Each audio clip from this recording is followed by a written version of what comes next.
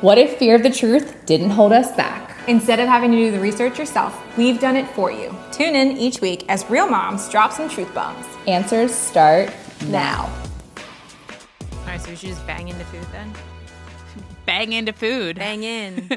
Oh my gosh. I'm just so loopy from, what did I have? My class last night, my birthing class last night. And honestly, nutrition was one of the big things that came up. So It's funny that we're going to talk about food because I think, one of the things that came up in the birthing class was a lot of people don't talk about birth or know about birth or have feelings about birth and how it's supposed to go until you get to that moment. Mm-hmm. And then there's like, oh, there's tons of stuff I don't know. But food has been around forever. So you're like, it's crazy that we're still at a place where we don't know good food or where food should supposed to come from, or we're not checking, particularly the companies that are in charge of feeding mostly our children, because most of the, big food is supplying food to schools, recreational services, gyms, places that, grocery stores, places that families and children are mostly at. You would think that they would be much more regulated, and they're not. So no, it's all a money grab. Yeah. Unfortunately, it's the profit margins. Yeah. Is what it is. But it should be more simple. I mean, it's as simple as eating whole foods at the end of the day. And yeah, unfortunately, we don't live in a society that allows us to be doing that 3 times a day, all day. Or, I mean, you can, but it takes a lot more work, unfortunately. And then you have convenience coming in. Yeah. But even the whole foods aren't 100%. I mean, because we have to think about what our pesticides and the herbicides. So yes, the answer is you could be eating much more whole foods. But even what we're learning now is that the word organic or grass-fed or free range, those are still not regulated by the FDA. So one of the things I learned on a different podcast was, a farmer basically said, like, you could say free range, but your chickens see the day one day a month or one day for their whole life, or they're in an area where they can freely range, but it's still an area in which they're congested, and that's called free range. Yeah. So I think that it goes much further than just processed foods. But yeah, I mean, there isn't, there's other countries out there that have like siestas, or they have, afternoon teas, or they, what we would call island time. When we get to other places and we vacation, we're very surprised to know how long things take. We call it service, but it really isn't, right? It's the way that things are prepared and the way that things take, and the lifestyle of not having to rush. We created that. So unfortunately, and something that the food babe has mentioned is like, there really isn't a way around processed foods 100% of the time. Mm-hmm. Like, you can't expect in this society that we have to be able to just, say prepare whole foods and that's it, right? Like, one, it is still expensive no matter how many ways you cut if you have more than 2 people in your household, preparing food is going to be expensive no matter what you do, and you're trying to make it work. Mm-hmm. And then you add in aging children who at different levels, at different paces, have different food needs. We can go all the way down to formula versus breastfeeding. But in formula land, like, there isn't really many. There are a few good ones coming through, but we're learning now, right? There's no food. It is illegal in the United States to sell or even to import any type of formula without a seed oil in it. Mm-hmm. So, and they call that because they're trying to add fats and what they believe to be nutrients. But we know, because we've known for the course of ADHD medicine, or the course of McDonald's fast food burgers, or the course of in our lives, that at some point 10 to 15 years down the line, we're going to hear we are hearing how bad they are now, but the studies will come out about how it's affected our children and these seed oils. I mean, we're just figuring it out about BHT and red dye number 40 and yellow dye number 2, right?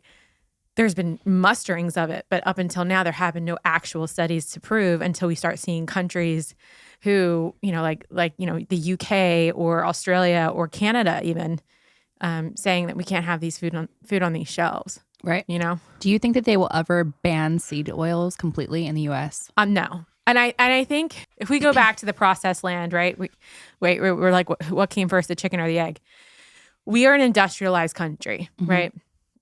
And when we had the Great Revolution, or the Great Industrial Revolution, and even the Great Depression, the focus on the American people was get them fed, and get them fed quickly so that we can get back to work, right? And it wasn't necessarily I don't think it was created out of an evil plot. Same thing with these seed oils, which I'll come around to. But I think the problem is that we're so focused on getting things quickly that we weren't concerned on the quality of it being made.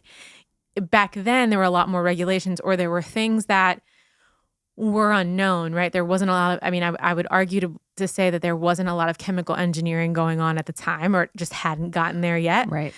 So a burger was like beef and it was cooked in tallow and it had, bread was bread, right? There wasn't these monosaturated nutrients that are being put into People instead. weren't cutting corners like they are now. And again, I would argue that I don't think the original thought was they were cutting corners. I think the original thought was shelf life.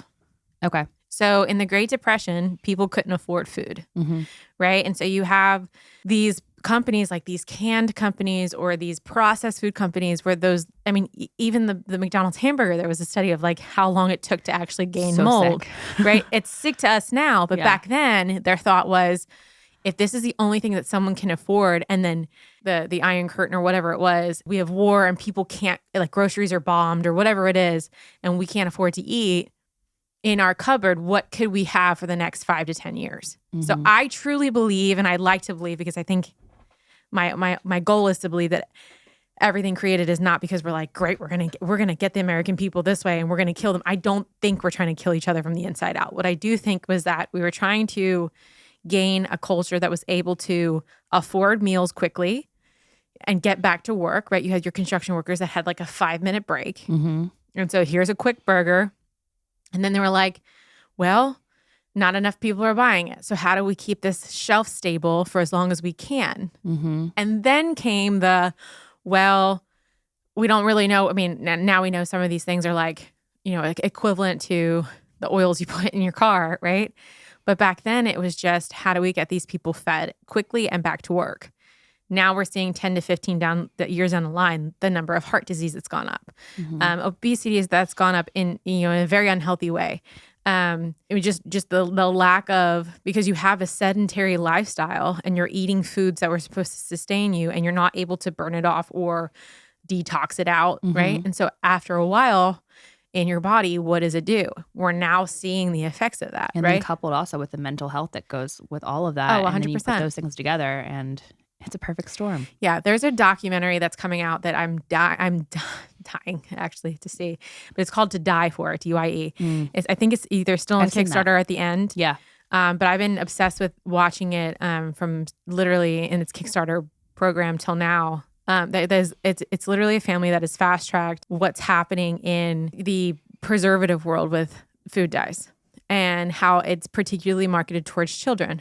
Which again, if you think about when candy was a big thing, right? You think Charlie and the Chocolate Factory. These kids would come in and they would spend their only 25 cents on a bunch of candy.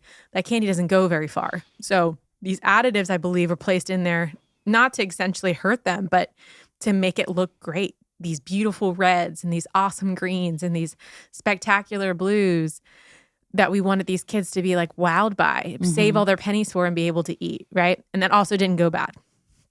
So now we're seeing, okay, cool. Well, we've now gotten them addicted to this and it is causing extreme neurological issues, things that we didn't know until the last 5 years. Yeah. So now it's in our system. So to counter you, yes, I do believe that we live in a society where things are fast-tracked and they do it quickly, but I also think we've gotten to this place, I personally believe from a better standpoint of like, let's get everybody fed and happy and whatever. And this is such an exciting time for maybe food. And now we're telling people like Kellogg's, like, you're poisoning us, right? That's not, I don't think for that company, I think I'm going to be a little bit on the other side of it. I think for that company, like that's a big question mark. That's a hard pill to swallow, to be told that you're poisoning American people. I don't think that they're intentionally back there, wanting to poison us. I think that in their mind, it is more profitable and that's it. There's no other study behind it. Well, yeah, it's a business. Right. At the end of the day. And that's a great positive spin on kind of how we got here. Yeah. Do you think that there's any kind of tie to like big pharma in the food? I mean, I think, I do. I think it's making us sick, or is I think that at some point when marketing took over, right? I think, and you have these like 70s, 80s, and 90s of, you know, expendable income and rock and roll, and the 90s of a time of consumerism that just kind of blew up. I think you start to get the nefarious reasons, right? I think Big Pharma does get involved. Again, I don't think at its core it was created to be evil, but I do think that there are evil people in there, and they're looking at their bottom line. And so they're saying, hey, you know, one thing that I remember when I was super vegan, there was a documentary that came out, and it talked about how crazy is it that when you have something like cancer, that one of the biggest things they tell you is to take out anti-inflammatory foods, or the foods that are in the hospital, right? Yet the number one donor, or at the time, one of the biggest donors for Susan G. Komen was Yoplait, yogurt, right? And so you're like, well, wait a minute. That's totally, and they're, you know, they're handing them out at these events. And you're like, well, wait a minute. We just told them to stay away from anti-inflammatory, which highly processed dairy is considered very inflammatory foods. Right. So how can someone who's a part of the problem also be sponsoring for the solution? Right. And so the only argument you have is that we want to keep it as a circle. Yeah. And that would be my question to Big Pharma, Big Food, which I think they've closed the doors like Charlie and the Chocolate Factory of answering any questions. Yeah. But that day when, you know, Vani Hari went to Kellogg and they all had that, you know, that big, what was that called? Why can't I think of my words? It was a rally. Was it a rally? Petition. A petition. I guess it would be like a protest. A protest petition. When they had handoff. that, when they had that huge thing with all those people, you know, the question I have is, if you're hearing it, why aren't you making the changes? That's what my question was too. Like, you knew that they were coming for weeks. She announced that. Like, you had time to prepare. You had time to answer all those questions. What makes me question it is that you told your people to go home that day. You didn't say, hey, you know what? Let's have this meeting. You could have easily probably put to rest a lot of people's fears by just figuring out, hey, we're going to work on this. Yeah. As something as simple as that. And they did nothing. Yeah. And that's what really makes me go, okay, so there's got to be something more going on. Yeah. Or they're just not ready to attack it. I'm sure there's so much that they have to do. I mean, it's a huge corporation. Yeah, but so much they have to change. I believe Vani Hari had them committed in 2015, right? Right. Was it that they were dedicated to having no food dyes, and then they went on to add more. Right. So I don't even know necessarily anymore that it's a conversation. I think in my mind, they don't think that any of this will end up anywhere. I think they know that they are a super powerful corporation. And I think that at the end of the day, we can have all of the mom bloggers that we want out front yelling for our kids, but we're already not buying their brand. Right. Right. So we're not hurting their bottom dollar. That's very true. Because we're not the target. Right. So even if they did change everything, I personally probably still would not buy from them. Yeah. But you have to wonder, why are they they're making it UK friendly? Why can't they just do it for us as well? Because it costs more money. It's bottom line. It's 100%. It costs more money for the ingredients they use in the UK, and and they saw the cost imbalances, right? So until the US puts some sort of tariff or some sort of regulation on what types of dyes are allowed, it will not hurt their bottom line. Because again, we're not buying it. Right. And the kids that are already buying it are addicted to this stuff. So you're not going to convince, because most of the people that buy Kellogg's are, like low to low income moms that are just trying to get by. Those are probably substantiated by food stamps, right? You're not getting like the good organic brands. Seven Sundays or right. Yeah. From my experience, I could be wrong, but from what I understand, right, there's a certain brand list that you're allowed to buy from. And so they're already getting their bottom dollar, right? Until those moms say no, which I don't think they can, because if that's the only thing they can buy, what else are they going to buy? Right. So the only thing is getting a country involved, right? So the UK basically said, we won't sell your shit at all if it looks like this. And to them, they were like, crap, okay, so if it can't go on the shelves at all, that will definitely hurt us. So we're going to have to change. Right. So until the US says the same thing, there's no reason to change. Right. They don't care. It's just amazing to me that they said nothing. They could even have just been like, hey, we're going to work on this. Do you know what I'm saying? Like, just saying nothing to me is just crazy. It's just, it speaks a lot of words, is that they don't want to change. or they don't want to give one person that power, right? Like it's funny. Vonnie, the food babe, basically was saying like she would be posting this stuff that she was going to Washington. She went to Kellogg's, whatever, and she was getting stopped in security. And I want to believe that these corporations are going to say, we're a private business. Not one person's going to bully us out of our business model. And that's it. And I mean, I get it because not one person should hold all that power. However, you have enough people standing behind this, right? Mm-hmm. The only other thing I can think of is people like the Food Babes group that were in that round table in Washington. Yeah. They're middle to mostly conservative groups. So it becomes a conservative issue. Right. And so Kellogg's can spin it as a political issue and they're like, we're not getting involved. Right. And then you have Make America Healthy Again. And it's definitely along those lines. I mean, right. It's just sitting there. I mean, so. Right. It's just as bad as saying MAGA. Right. Yeah. And so you're like, okay, so we've turned off a lot of people because not we, but essentially in a lot of people's minds to be scrunchy or to care about the quality of food somehow has now become a conservative issue. Mm-hmm. Yeah. That's strange to me. It's crazy. I think that I can't see how no one can agree to make America healthy again. Like, what can you say? Like, no, I want to make America more unhealthy. Well, they don't think America's unhealthy. You have to So this is something we've talked about on other episodes, is that you're dealing with cognitive dissonance. You're telling a mom, or you're telling a parent, rather, you're telling someone that something that they've done their whole life is killing them. Mm-hmm. It's that comfort. I think it's that pride. I don't think it's comfort. Yeah. I think it's, if I told you today everything that you've done is wrong, first off, you're going to tell me to go fuck myself. Yeah. And then you're going to, right? Because you're not, no one wants to hear like, no, they you're don't terrible. Question everything that you've done. So as we come forward in this group of talking about healthy eating, I think because, right, you talk about, the Obama's plan for healthier food systems in the schools. And yes, what they tried to put forward was a good foot forward. Sure, yeah. However, if you see some of these school lunches, they're terrible. Mm-hmm. And then when California basically said, hey, we're actually going to take off food dyes, the first thing that Cisco or one of the places told them was like, you now have absolutely no choice. Like you're not going to have very good choices in your schools. Instead of Cisco saying, we'll change.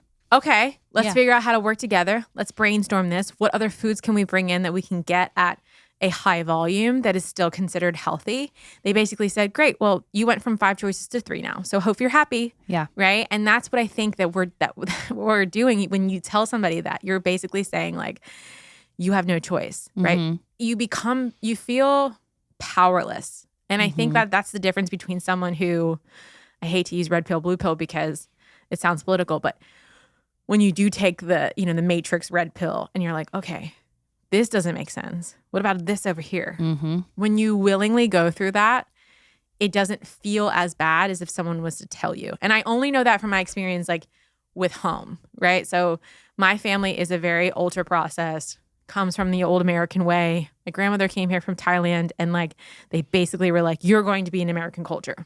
Mm-hmm. And almost 80% of the stuff, aside from what she makes, comes in a bag or a box. Right. Right. If I were to tell her that she was killing her children for 50 years, like that's tough to swallow. And no mother wants to hear that. No. And she certainly didn't do that on purpose, right? She was trying to feed her kids. Right. She trusted that America would not poison, like that there are regulations that are not going to poison her children or her. So. Right. And again, I don't always think it's the company's fault. As the American public, we need to be moving forward with the government to say, why does the FDA not regulate this? For example, one of the mom blogs that I followed basically said children's foods aren't regulated until someone says something, right? Because there was something that happened with one of the ones that everybody loves. It was on the shelf and there was like some toxic chemical that was in them for a while, and it didn't get discovered. And then the FDA was basically like, you need to change your formula. Mm-hmm. But it was like that for a very long time, and it came to find out that like I can basically today create a brand of food. Mm-hmm. I can create crackers. And I can be like, this is organic and blah, blah, blah, and label all these terms. And I start selling them to small businesses in town. Mm-hmm. There's no FDA regulation to say whether I can or cannot. It's just I submit a bunch of paperwork to say that I have this food, Right. that I'm going to be, responsible, and that I'm not doing anything to harm the public. Cool, right? Right. It's not like I take it to a sample of a lab and get it tested ahead of time. Right. It ends up on a shelf, and then for as long as no one gets sick, it remains on that shelf. Right. And it's not until, and that's why we have these huge class action lawsuits against food, or against drugs. And it, you think about, if we want to talk about in the 90s when they, 89, when they changed the vaccine schedule, I wonder what food looked like back then as far as regulation. And then who opened the door to say, well, if you pass as a buck this way, we'll look the other way. And then how quickly those regulations became only guidelines or suggestions. Right. And then it shouldn't be so quick to get food on the shelves. Right. There should be many, many more leaps and bounds of things that you have to go through as an American company to be able to get your food there. I believe that. I mean, you just walk into a supermarket nowadays and you're just overwhelmed by the amount of brands and different things that are up there. And then you look at pictures from back in the 50s, 60s, 70s, and it's like so simple. You have two choices? It's like going to a Trader Joe's. Like you have one or two choices, usually only one. Right. And it's just anybody can really do it. And I don't think people think of it that way. I don't think people realize how easy it is to put something on the shelves. I think they think that there's all these regulations leading up to getting it on the shelves, that they go through all this testing, all of that. So it's a good point. I don't think many people think about. Right. We just trust. And then, if you would go down, right, we don't have time, right? We live in a fast-paced culture, right? You have a baby, you've got 3 months to get your shit back together and go to work if you're given that grace. Yeah. And your baby starts eating whole foods, real foods, right? For a very long time, the first food we gave our kids was rice bran or whatever. Basically, I mean, it's Goop. The rice cereal? The rice cereal. Mm-hmm. And then we started talking about why we don't feed rice cereal. I know there's still people are going to be like. Fortified oatmeal. Yeah. That's what it is, yeah. Right. So basically what that means is that there's absolutely no nutritional value. And in order to get nutritional value, they put shit in it. Mm-hmm. So that's what's fortified. Yep. Right. So they're putting synthetic or what they would consider natural chemicals into the food to give it some sort of vitamin. And they package it up enhancement nicely to make it look super healthy and like you're doing the right thing for your kid. But for a very long time, for 40, 50 years, that was the first thing you gave them because they couldn't choke on it. It was easy to take down. It filled their bellies really quickly. Mm-hmm. And now we're talking about, well, you're kind of ruining their gut health if the first thing you're giving them is essentially flour. Right. Right? You're giving them wet flour. Mm-hmm. And even now, if I say that, because that was the first thing that was gifted to me when my daughter was getting ready to eat. And I was like, no, we're going to do baby-led. Yep. She's going to have, avocados and apples and what, it was like, oh my God, you're going to make your baby choke. Right. Right. And so this is coming from someone who I feel like I question everything and I do my research. To make everyone do that, first off, not everyone's going to be able to. They just don't have the time. Right. And second off, not everyone's given the tools to. Mm-hmm. Right. Google is very different person to person. I've learned that even in my family. Right. I have questions. I have friends and family that'll ask me questions. I'm like, you could just write that on Google and find the answer. Yeah. Right. Yeah. So we still have that society of people who do not have the tools to figure out gain knowledge on their own. And some people that just don't care to question the system. I think people also don't know what's right and wrong, and they don't know how to research and find what is a trusted source and what's not. And it is hard. I mean, it is hard, and you're going to hear two different opinions. Because essentially, if you can find the answer you're looking for, and if you're like, hey, I want to know if Kellogg's cereal is really bad for you, and you're on the mindset that it's not, you're going to find articles that are going to say, no, it's fine. You're fine. Don't worry about it. Oh, if you look for it, yeah. Right. So your research has to be unbiased in order to find these things, and you have to be willing to not like what you find. Right. On both sides of the fence. Because we even talked about it on the toothpaste side. Oh, yeah. Yeah. Remember the conversation we had about toothpaste? You told me that. Remember my eyes got so big because so I had just posted on Instagram how I'm going to mess this word up, hydroxyapatite. I said it right. Yeah. Was such a better solution than fluoride. And I gave people all these different, swaps that they can do. I mean, this was a month or two ago.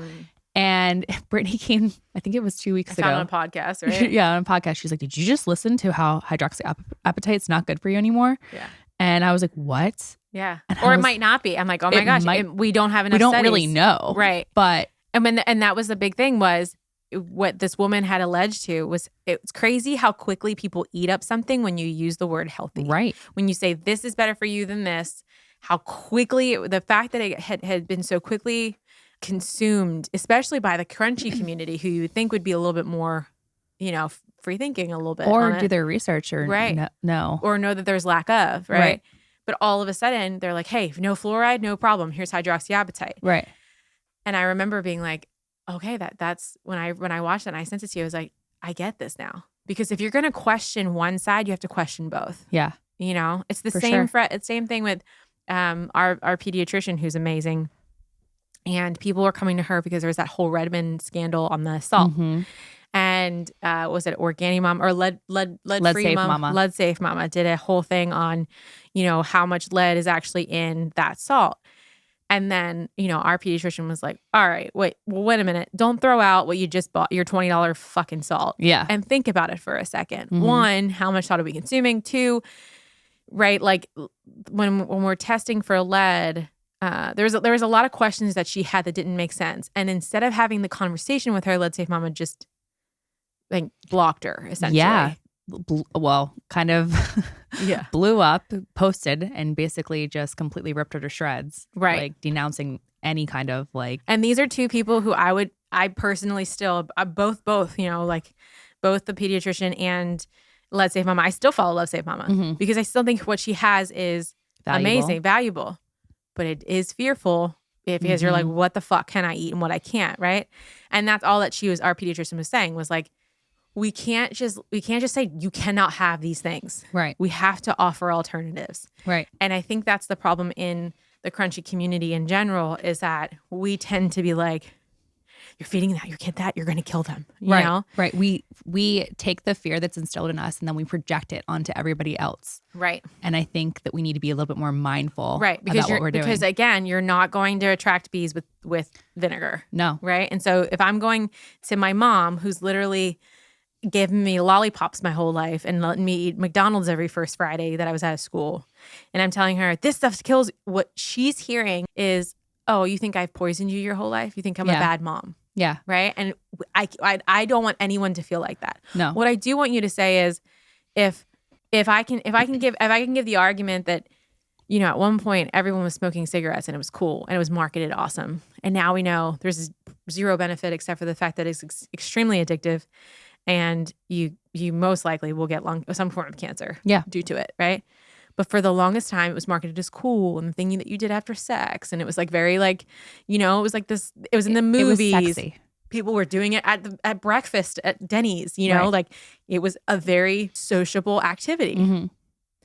What would you consider super sociable now that maybe you need to take a look at, right? We're just starting to learn about screen time. Mm-hmm. We're just starting to learn about processed foods. What else is out there that we do on a daily basis that might actually not be good for us, that later on the road we'll be like, you know what? I might have done too much of that. Right. Without getting offended. Right. But then we also look, okay, wait, I'm still alive today. I think I'm okay. That's what the argument is, right? Like anytime I tell my dad, I'm like, Dad, stop eating Doritos. He's like, but I'm still alive. Yeah. I'm like, yeah, but like, it's not good for you.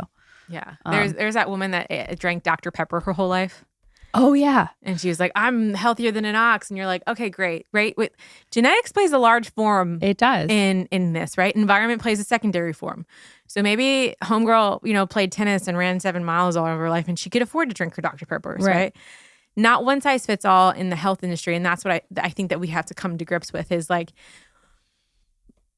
prime example, my daughter had the one and only rash in 2.5 years is diaper rash. And it was definitely because of a different sort of wipe that was used on her, right? Mm-hmm.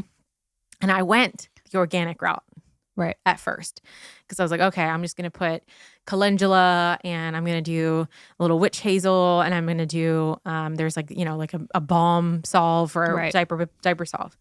3 days goes by and it's not getting any better. Mm-hmm. My daughter's in pain. Absolutely. So I put the fucking triple paste on her, and I'm not going to look yeah. back. She Yeah. needs zinc oxide, you know? 100%. It could be fungal. Yeah. Right? And in the same way I think about food is like, look, I eat organic 90% of the time. Mm-hmm. But if we're out and I got nothing and we're like 20 minutes from home and it's been 3 hours, I'm going to fucking Chick-fil-A. Oh, yeah. 100%. No, I'm so with you there. I actually live more of like a 80-20 where like I'll eat really healthy and clean during the week. And then on the weekends, I'm not going to, if we're over my friend's house and they're like, let's order a pizza, I'm like, let's do it. Like, let's order a pizza. Let's get it. Like, you have to have some kind of balance here. Right. I'm not going to sit here and be like, don't eat that. The balance is definitely key in this world. I mean, doing something, having some kind of ratio that outweighs all the processed foods and all the junk food is better than doing nothing at all and just eating junk food. And we can't argue that it is a privileged lifestyle to be able to eat mostly great food, right? Yeah. Because the good processed cookies, the good ones that have like nothing in them, are $12. Right. You know, the good cereals that we like are $8.99 a box for half the box that you get for Cheerios. Yeah. And so that's why I keep saying that I don't necessarily think it's the companies, because it's not going to hurt the pockets. We're still going to go after that because we can afford to. Right. Those who cannot afford that lifestyle are really going to have to deal with the hand they're dealt with. Mm-hmm. So I think the only way for us to substantiate as crunchy moms or crunchy bloggers is to say, I'm not going to go after this mom. She's doing nothing wrong. Right. She's feeding her kids. Yep. I'm going to go after Kellogg. And in order to go after Kellogg, I need the help of my local government, and I need them to regulate this. I need to go after FDA, which is a big one to go after. Mm-hmm. But if there's enough of us, I think we can substantiate some kind of change. Yeah. You know? Yeah. I agree. I think at the end of the day, it's going to come down to, regulating, and that's going to take a lot of time. You know, things don't move at fast pace in our government. We're just in the election season. Mm-hmm. There's a lot of promises that have been made on both sides when it comes to family and food, and we can only hope for the best. Yeah. So I do think, though, that we live in a marketed world where social media can be our friend in this case. Yes. I've seen social media solve murder cases that were cold, faster than the police force or the FBI. I know that if we get a movement, I actually had an argument with a girlfriend of mine who was like, yeah, but we need the politicians because the mommy bloggers aren't enough. And I was like, I think you're wrong. I think the politicians are going to follow what is popular, and those mommy bloggers are making it popular. People like Vani Hari, people like Culture Apothecary, people, the more that celebrities and politicians get behind the big bloggers and say, you know what, this is starting to make a little bit of sense. Maybe we do need to regulate this. I don't think we're going to have that splash that we need. So I do encourage anyone who's online to just shout this shit from the rooftops. So the mommy bloggers and the influencers are the new lobbyists. 1,000%. 1,000%, because they say it loud. They say it viral. I mean, Kellogg was a terrible example because they don't care, but most of the time, companies do not want that kind of bad press. No. And if we get things to go into the millions or the billions of views and making that known, and knowing that we know what we know for Kellogg's that there is a formula they can use, right? Yeah. So if we keep pushing them for using that different formula, eventually I think they'll do that.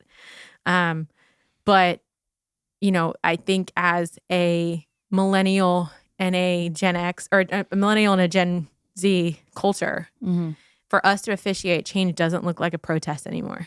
It looks like social media movement. Yeah. And it looks like getting on with your legislative, signing these papers, bombarding their emails, and just saying, we need to make changes for our kids. And then parenting. I mean, we're going to talk about feeding our kids. As parents, I think, again, one, do with what you have with your budget.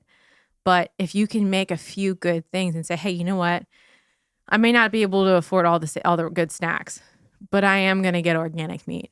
Right. Or, hey, I may not be able to get, the meat might be too expensive, but I can certainly make sure that I'm getting grass-fed dairy, or, I'm making sure I'll get my brown eggs. Or even staying in the realm of processed foods. Okay, I'm going to get these gummies that are all fruit, even though it's processed, versus all the stuff like, what is it? I don't know. Welch's. Yeah. You know? Because the argument is, if your kid, because people, my family does this to me all the time.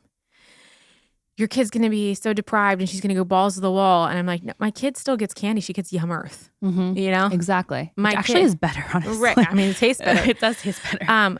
But she doesn't know what she doesn't have. And you've said it before, as long as we don't make them fearful of it. Yeah. Like, hey, you accidentally had, you had a Hershey bar instead of, I don't know, a Tony Chocolate only. Okay. Does your tummy hurt? Yeah. Getting them to be much more aware of the food choices they have and not making them afraid or worry, because I do not want to cause my child to be in diet culture either. Yeah. Hey, if we're going to be out and we're on the road, have a fucking cheesesteak, Right.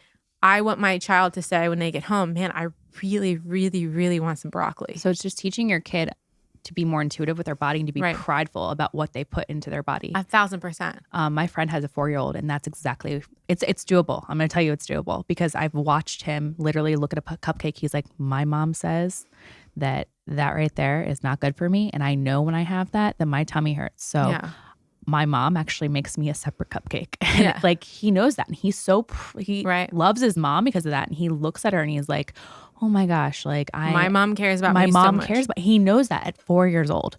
So it's definitely doable. Right. But again, there's always that fine line. Then you're like, okay, where's the balance? Right. Let me ask you. Okay, so at the time that we're recording this, Halloween's tomorrow. How are you handling the candy situation, the trick or treating? Oh, so we have candy. One, we do a blue bucket.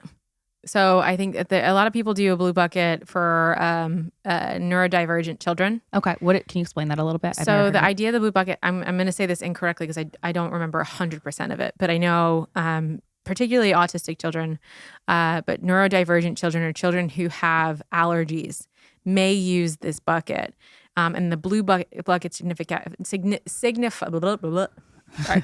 the blue bucket signifies that you want an alternative. Okay. And if people are paying attention in the media, they should understand that, right? So, offering them a non-candy alternative if they have it, or we just pass by the house. Yeah. Right. Or if for whatever reason something gets in her bucket that shouldn't, we're at the age right now where she doesn't notice the swaps. Right.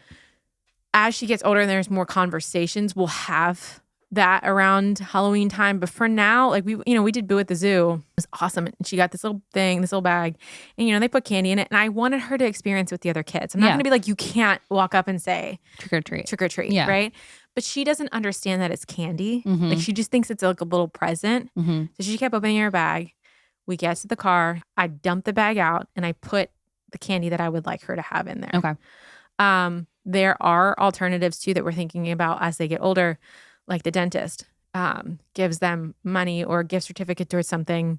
Our dentist, Twice Pediatric, is doing something where they basically donate that candy somewhere else. Yeah. And you get a prize for whatever that is. So for me, it's like the STAR program. Yeah. I'm like, hey, you have all these candies, you can trade it in. Right. I think we're thinking about the Switch Witch is what we're going to do this year. Very similar situation. Yeah. Okay. Yeah. And so the more that they okay, cool, right? If she accidentally has one of those pieces of candy, I'm not going to let myself freak out. Yeah. Because she's a kid. Mm-hmm. We're walking around a big neighborhood. If she notices some kids eating out of their bag, she's going to want to do that. Right. And then we have a detox program. Yeah. And as she gets older, we'll have more of those conversations. But again, my goal is, I had eating disorders as a kid. So my goal is to give my child the healthiest lifestyle possible without shaming her. Right. If she opens a freaking Reese's cup, or if she has, God forbid, I really don't want her to have food dye, but if she does have, like one of those Sour Patch things, right? Mm-hmm. Give her the one, hand it to her, or let her have it, and then somehow trade it out. And again, they don't know what they don't know, right? To her, the giggles taste like Skittles. They're so good. And they're so much better. They're so right? good. So much better. The Yum Earth tastes like the Dum Dums. She doesn't understand the difference.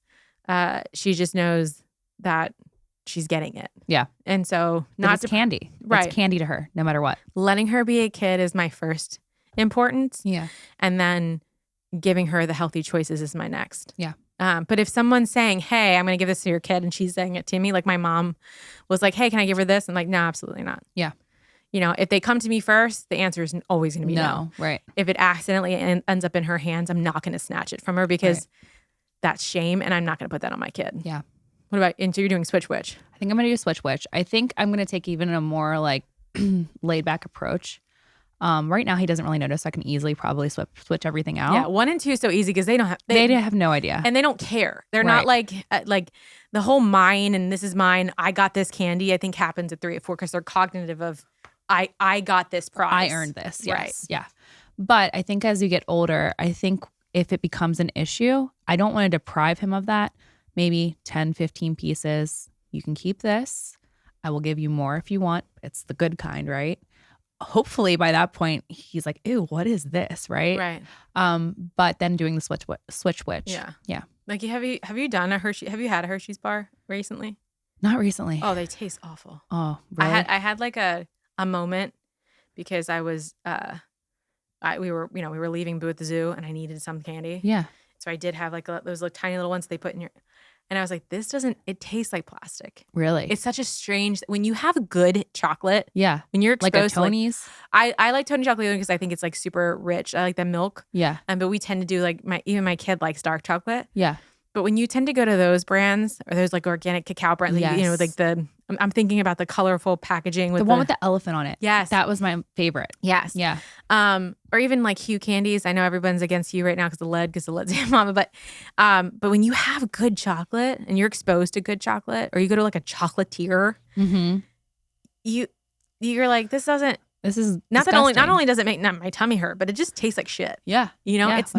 not good made. Yeah. And so giving her maybe I'm giving her a bougie palette, but we'll call it bougie Whatever. then. Yeah. She spends her money on that versus, other things. Right. I'd rather her have a very nice meal with 1/8 of a cow than a Gucci bag. Yeah. I agree. Any day. Another thing I was thinking about the other day was like fast food. I think for me personally, sometimes it's like I love McDonald's fries so much. It's like hate it. Really? Mm-mm. But I grew up on it and like that taste, right? Yeah. Like it's like that. The aftertaste? Not even the aftertaste, just like the taste of the fries. Like that's what I'm addicted to. But then I'll look at places that I never went to when I was a kid. So like Checkers or Arby's. I went to Arby's. Oh, I never went to Arby's. Oh, what's another one? Rallies. There's disgusting. Hardee's. Long John Silver's and like the ones with the fish. Yeah. Captain D's. I look at them. I'm like, I would never go in there. Yeah. I would never go in there.